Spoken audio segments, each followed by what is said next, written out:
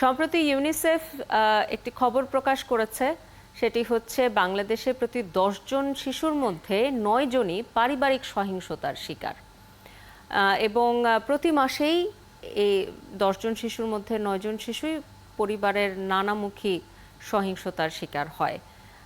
এমন তথ্য, এই সহিংসতার আসলে মাত্রা কতখানি, সেটি কতখানি ভয়াবহ, এটার সামাজিক প্রেক্ষাপটে বাংলাদেশের বর্তমান যে সামাজিক প্রেক্ষাপট সেই জায়গা থেকে কতখানি ভয়ের ব্যাপার এবং এই শিশুদের মনস্তাত্ত্বিক জগতে এর কি প্রভাব পড়ছে, বিষয়গুলো নিয়ে আলোচনার জন্য আমাদের সাথে সমাজ এবং অপরাধ বিশ্লেষক ডক্টর তৌহিদুল হক যুক্ত হচ্ছেন। আপনাকে স্বাগত, শুভ সকাল। এই যে বলা হচ্ছে যে 10 জন শিশুর মধ্যে 9 জনই পারিবারিক সহিংসতার শিকার, প্রথমেই আমি জানতে চাইব যে সাধারণত আমরা যেটি দেখি ইউরোপে শিশুদের গায়ে হাত তোলার যে সংস্কৃতি সেটি নেই, কিন্তু এশিয়ায় সেটি আছে। চীনে আছে, ভারত পাকিস্তানে আছে, বাংলাদেশে আছে। এবং বাচ্চাদেরকে একটু চড় থাপ্পড় দেয়াটা বাবা মায়েরা অথবা শিক্ষকরাও সেটিকে খুব খারাপ চোখে দেখা হয় না। এখন ইউনিসেফের যেই দৃষ্টিভঙ্গি সেটি যদি ইউরোপীয় দৃষ্টিভঙ্গি হয় নাকি সেটি আমাদের সংস্কৃতির সঙ্গে মিলিয়েই করা, আসলে এই সহিংসতা শব্দটি যে ব্যবহার করা হচ্ছে সেটার কোনো ক্যাটাগরি কি করা হয়, যে কোনো মাত্রা নির্ধারণ করা হয় যে এই মাত্রার সহিংসতা হলে পরে সেটিকে সহিংসতা হিসেবে চিহ্নিত করা হবে এবং সেটিকে খারাপভাবে দেখা হবে? এখন জন্ম সনদ দিয়ে খোলো বিকাশ স্টুডেন্ট অ্যাকাউন্ট, নিজের বিকাশ নিজে কর। ধন্যবাদ আপনাকে। আপনি এবং যারা শুনছেন সবাইকে শুভ সকাল জানাচ্ছি। দেখুন, আপনি যথার্থই বলেছেন যে আসলে শিশু নির্যাতন বা সহিংসতা অথবা শিশুদের বেড়ে ওঠার ক্ষেত্রে যে ব্যবস্থাগুলো থাকা দরকার সেই ব্যবস্থাগুলো পরিবার ভেদে কিংবা দেশ ভেদে সেই ভিন্নতা রয়েছে।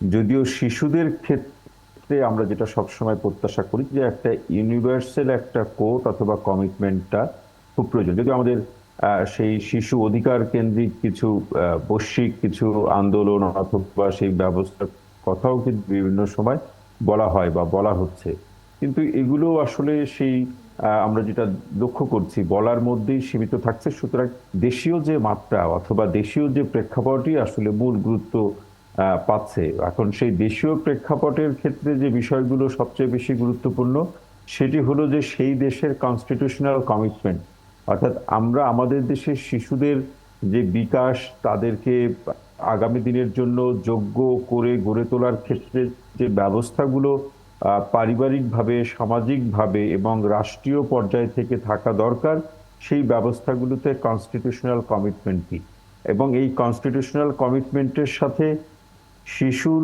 এই বেড়ে ওঠার যে যে সুযোগ অথবা যে পরিস্থিতি সেটিকে সকলের করার ক্ষেত্রে, যদিও সকলের করাটা খুব কঠিন,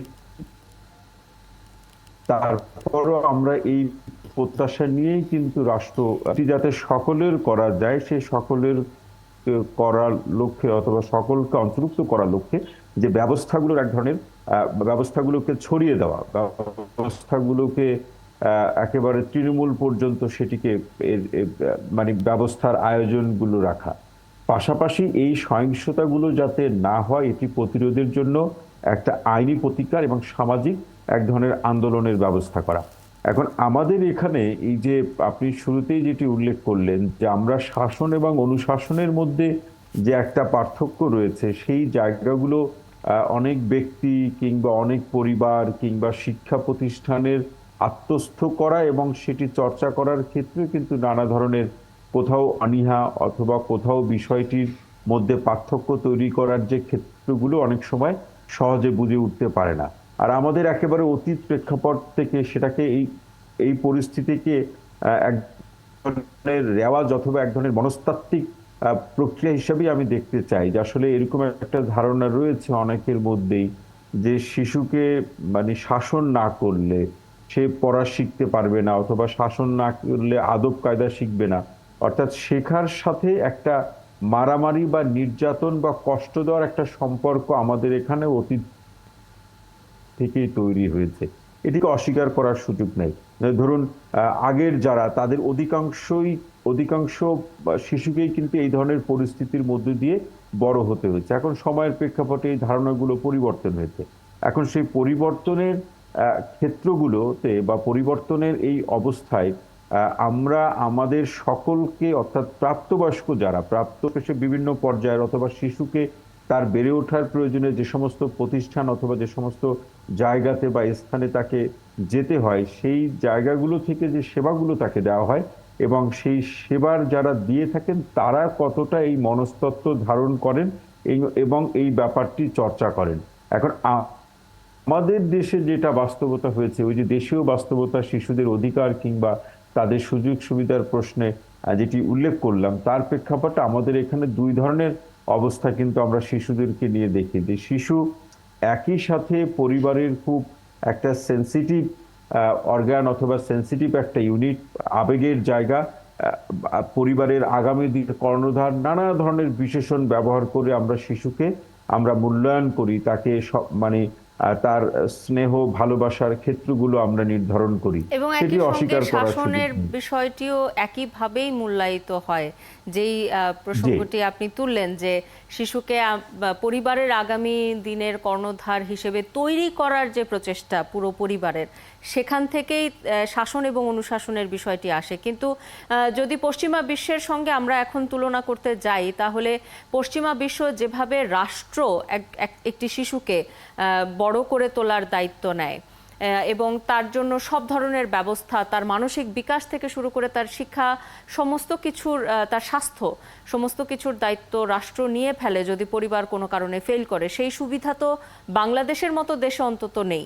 সেই জায়গায় বাংলাদেশের কি করণীয় যে আমরা যদি ঠিক আছে শাসন করলাম না, কিন্তু বাচ্চাটা সেক্ষেত্রে কিভাবে তাহলে তার মানসিক বিকাশ এবং বাকি সবকিছু নিশ্চিত হবে?